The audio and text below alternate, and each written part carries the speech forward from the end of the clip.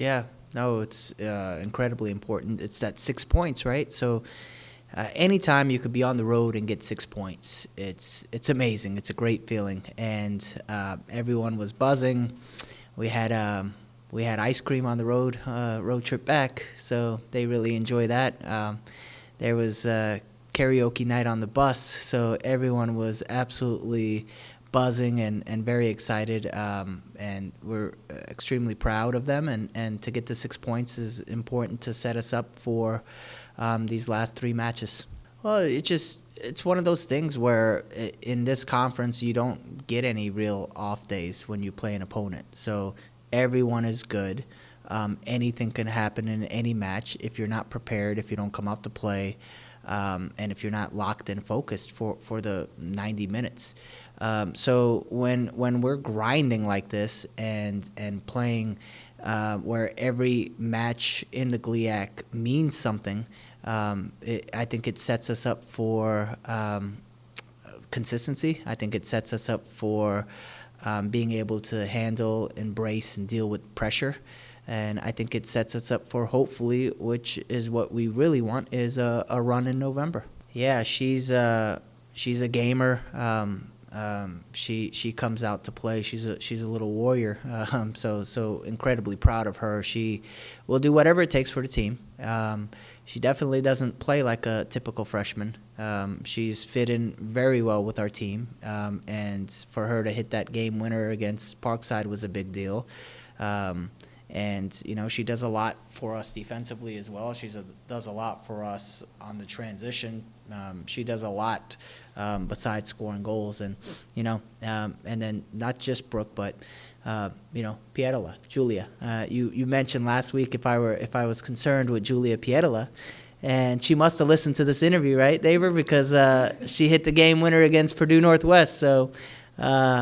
Yeah, I mean, we're scoring goals. We have Julia on the board, Brooke Green, Julia hitting the game winner, Brooke Green hitting a game winner, Cassie still finding ways to score goals, and then you have Taylor Nobles getting on the board, Liv Sanham's getting on the board. So it's the right time to start peaking for everyone, and collectively, offensively, and scoring the goals we need to win matches. 3-2 game against Parkside, it wasn't easy, but to put 3 goals in the back of the net, it's huge. And then same thing, against Parkside, we had a slow start. We went down. And then to recover, to bounce back was huge. And then against Purdue Northwest, they're a good team. They can counter you. Mary's doing a great job with them. And for us to go up 1-0 and then have that game tied 1-1, it was a battle in the second half. And to find a way to get the game winner there was huge as well. So there's a lot of growth with this team, and there's a lot of belief now with this team. And then the last 3 matches here, the stretch, we're in a position mathematically. We win 3, and at minimum, we're co-champions in the GLIAC. So that's a great position to be in for this program and for how ambitious we are. I'd say 3 years ago, they would not have probably been aware of it. I would have had to tell them what's going on. And now, one of our administrators, Reese Edwards, was on the bus with us as well, and he made a comment that, you could hear them on the bus looking up standings, looking up opponents, looking up interviews from other coaches talking. So everyone is not only bought in but engaged, so they know exactly what needs to be done.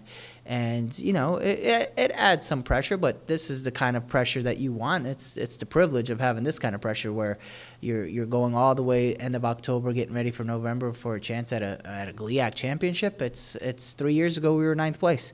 And today we're sitting at 2nd place with 3 games to go for a chance to win the GLIAC. So it's amazing, and now we're at the point where the women on the team will be telling me, hey, the scores and updates and things like that from other games. So it's huge. The 3 points, we start with Ferris before we could even shift our focus over to Saginaw. Ferris is a very good team. They were in a Final Four last year. They return a lot of players. They started the season off ranked number 6 in the country. They're playing well again. They're in every match. It's not going to be an easy opponent. So we got to find a way to grind that one out and get the result that we need. before we could shift our focus over even to Saginaw. Like, yes, we're 3 games away from doing something special, but look at the 3 opponents that we have. We have Ferris, we have Saginaw, we have Northern Michigan. So we have to take it one game at a time, and even break that down into one half at a time, because everyone is good. Every team is organized. Everyone has quality players. So it's just coming out and putting together our game plan and doing our very best to execute on our game plan.